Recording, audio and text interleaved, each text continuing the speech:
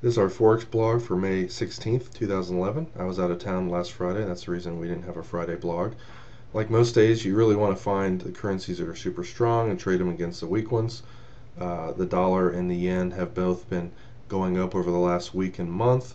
But if the currency's been going up for too many days, 3, 4 days in a row, typically it's due for a pullback. So you can trade them, both ways. But ideally, in a perfect world, if the weekly, monthly trend are up and you see some real-time strength, like at 4 coming in the yen, or 5.30 or 5 in the dollar, excuse me, you want to trade that against one of the currencies that's weak. And we got the CAD is weak. The New Zealand is weak on all time frames. The CAD's the weakest one from 3 to 7. So let's start from there. You want to buy, the dollar CAD after about 5 here, and you want to look to sell the CAD yen, weak CAD, strong yen after 4. All the time frames line up in both of these cases. We'll start with the CAD yen, and here's 4 o'clock. Now, first of all, the new FX IntelliTrend Fast is much faster than the other IntelliTrend. The other IntelliTrend's designed to kind of keep people into trades for a longer term. You can see this went red, switched to green, you had a green bar here, but for the most part, other than 2 bars, it stayed red the whole time. The IntelliTrend Fast, which we just released last week, is a combination of 4 of our best fast indicators: the FX trend candles, the FX tipping point and momentum pro that measure the percentage of currencies going up or down on a bar by bar basis and how much, and also the 180-minute balance point line, the percentage of currencies above or below. If a currency is below its 3-hour average price, it tends to go down. Above the 3-hour price, it tends to go up. So, and it tends to get and surpass and go below that level very fast. So if you add this to your charts, FX IntelliTrend Fast histogram. This is one of our faster tools, and it shows you on a bar by bar basis what is going on in that trend. So here is a support level, the Fibonacci area, and the hourly moving average. Above that, it tends to go up, and below that, it tends to go down.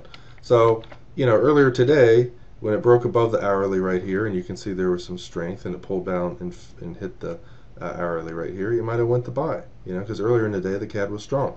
Keep in mind the daily, weekly, monthly trends down, so it's more likely, once it fails to make higher highs, it's more likely, to reverse direction. But earlier in the day you might have, bought here. And notice as it went up here, it had less strength than it did before, and you have a counter trend sell signal. So when the other IntelliTrend bars go short, or when it broke underneath these lows, you might have got out of that trade with a small profit or 4 pip loss. Came down and found support again at the hourly, but notice there's more weakness on the way down. There was strength on the way up the last time. So I probably would not have bought there, and it did, work. It did go up. There was some strength a little bit later, a little bit of weakness right here. You might have bought this little pullback right here, and as it went up, notice there was 1 bar of a lot of strength, and then 2 bars up here with almost no strength at all. If you're a counter trend trader, intraday, the longer term trend's down. So if you short up here near the high, when it fails to make a higher high and the momentum slows, you're actually trading with the longer term trend but against the intraday trend. But once it goes down and breaks underneath the hourly right here and you have a lot of weakness, at that point it's very relatively safer to look for sells, and that's the best place to really look to sell. You might have sold the low here. It only pulled back about 10 pips. Notice the weakness right there, rallied up. There's quite a bit of strength right here. Then the next bar has some weakness. You go short again, and that trade, is the one that worked. It fell about 30 pips.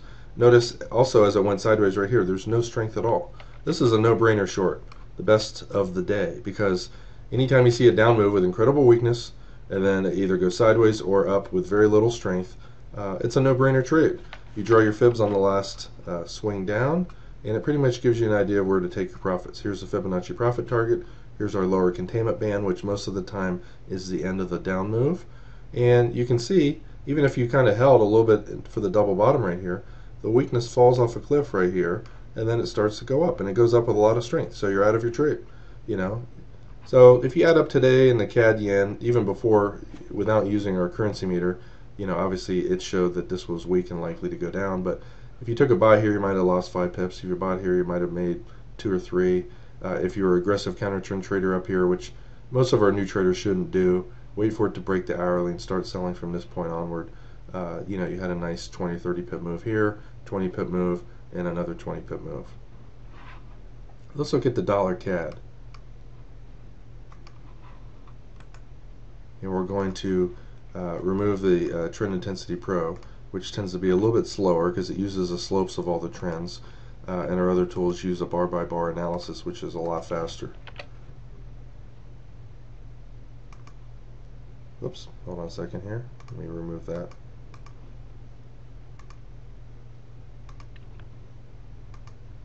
Alright, so here the price is above the hourly, which means it's in an uptrend, and as it comes down and hits the hourly here, usually it's a good place to buy. But guess what? There's a little bit of weakness there, so it might have kept you from buying there initially.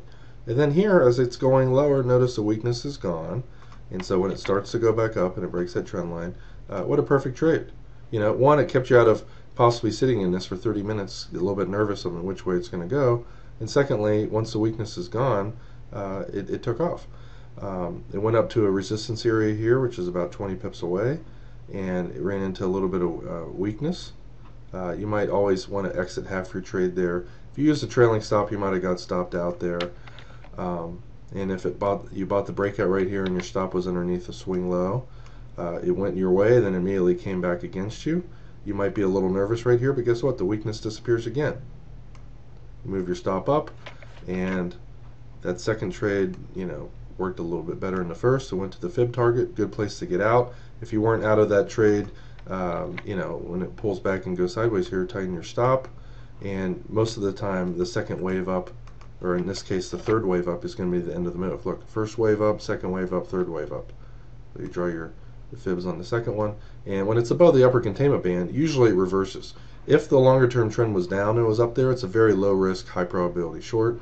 But because the longer term trend is up, it's a little riskier. Obviously, if you shorted up there, it worked, but you know, it's never a good idea to short when the longer term trend's up unless you're a very fast and nimble trader and you have the lowest spreads out there.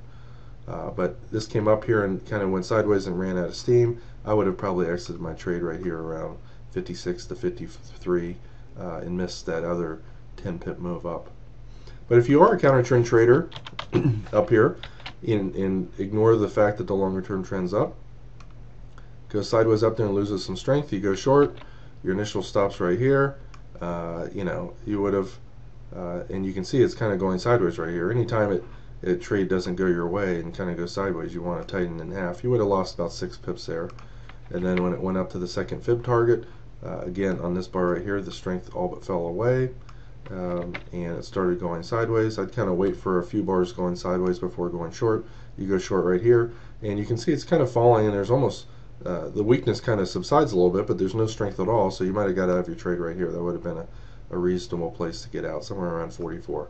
So you lost 5 pips and then made 16. You know, and it's always best to wait for the strength to disappear first and then go short. And obviously, if it makes a slightly higher high and fails to really explode up again and the strength falls away, it's always safer and higher probability to short at a higher price point once it breaks above the fib target. So in other words, it breaks above the fib target, goes sideways, the next wave up, you don't know if it's going to go up 3 pips or 50 pips. When that next wave up kind of runs out of steam and you see that on here, then it's much, you know, higher probability to go short.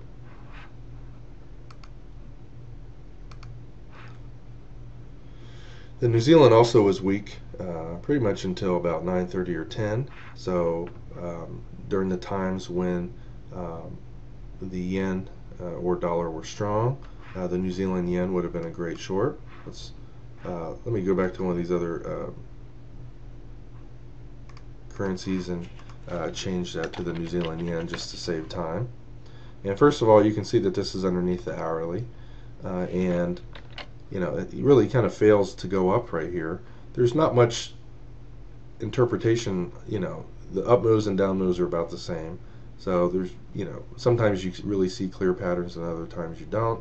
In this case, there's not much of a clear pattern. When it breaks down right here, you go short, and you know, there's a little bit of weakness and kind of disappears, and then the market takes off. Notice right here on this bar. Even if you didn't sell the low of this area, when you see this thing spike back up again after going sideways, you might have got into that bar 5 minutes later. Notice how fast it is in showing you how weak the market is. You see that? It's because we're comparing the New Zealand and all the other pairs and the yen to all the other pairs. So while the New Zealand versus the yen might not have been too weak, maybe the New Zealand dollar was falling fast, or the euro New Zealand was shooting up, making the New Zealand much weaker against the euro.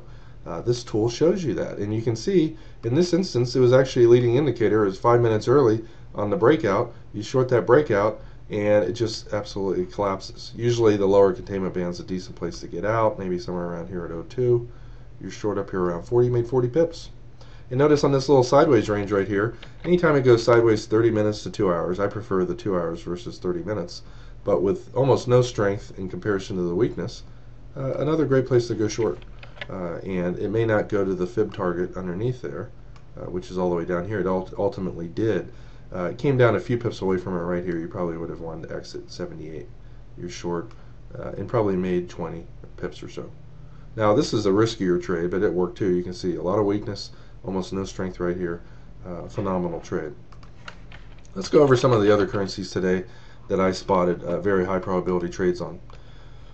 The euro dollar above the hourly today, and it hit one of my fib levels and had a hard time going through it.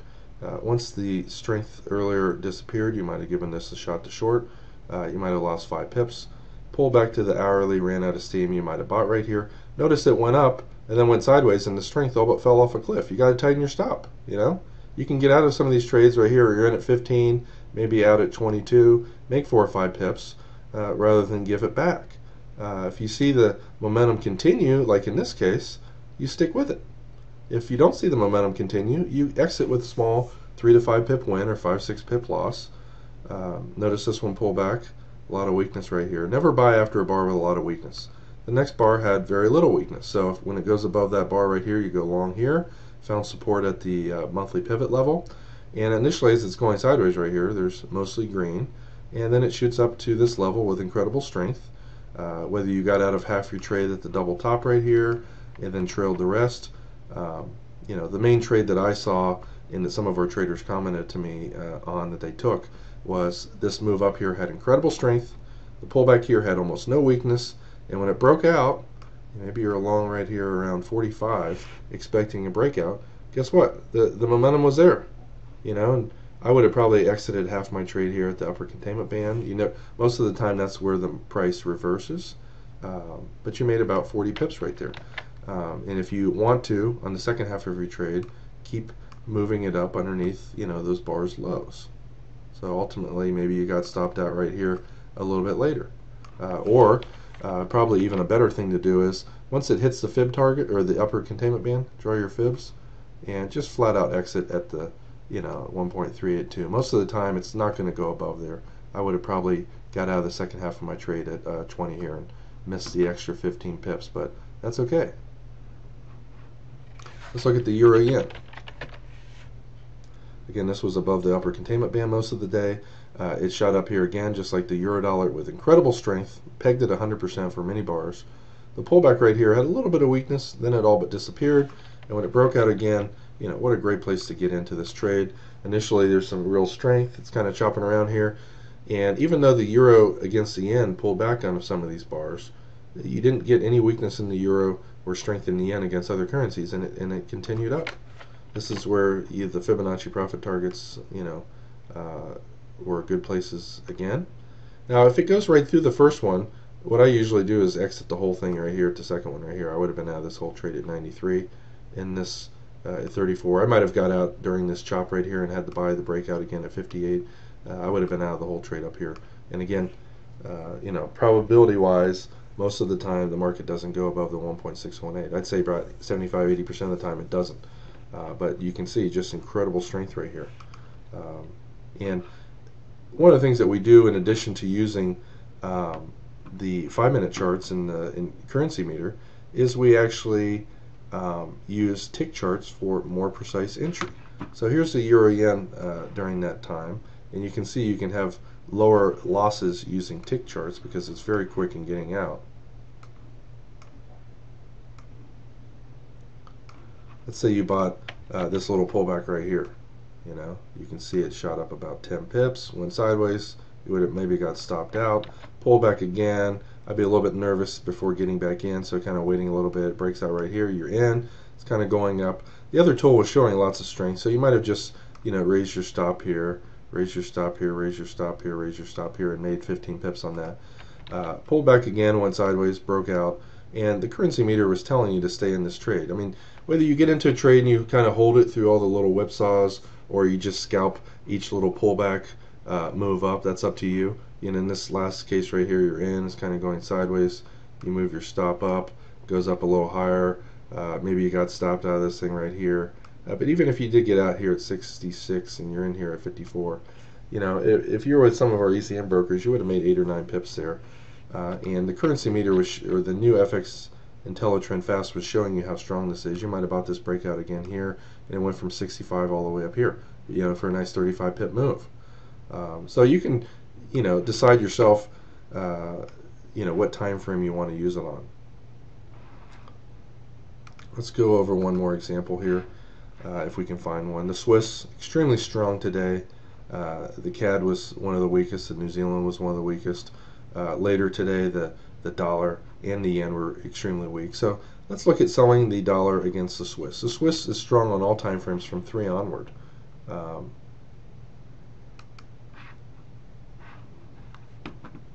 on one second here. So we're going to look to sell the dollar Swiss, especially after 8 o'clock. Here's 8 o'clock.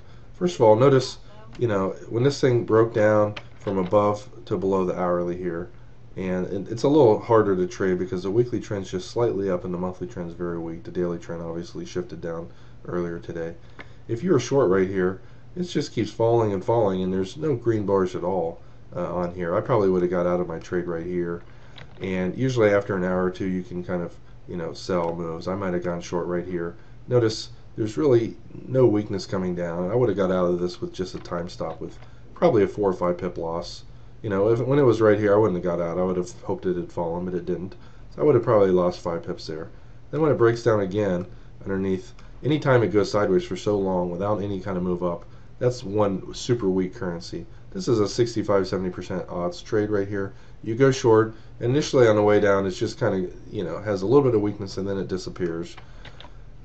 So you tighten your stop over that area and you draw your fibs on the first wave down. And again, when it's underneath the fib target down here, usually I will get out of most of my trade here at this level. This was so weak right there, I would have probably exited half, moved my stop above here, kind of went down and went sideways right here. I would have got out of the whole trade here at 38, not expecting it to continue.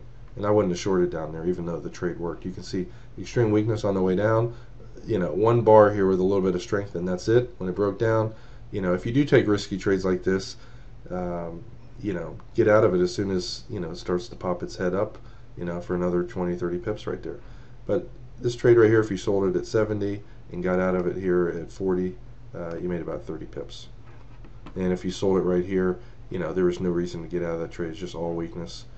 You made a nice 40 pips right there earlier in the morning.